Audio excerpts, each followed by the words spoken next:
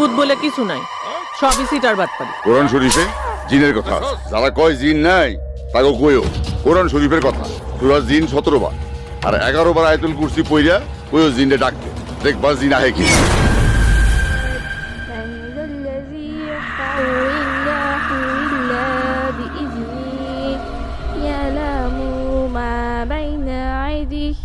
وما خلفهم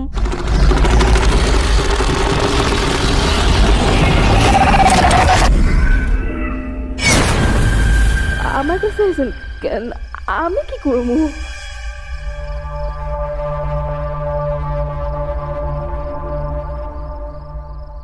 আমি কি সাহায্য করব?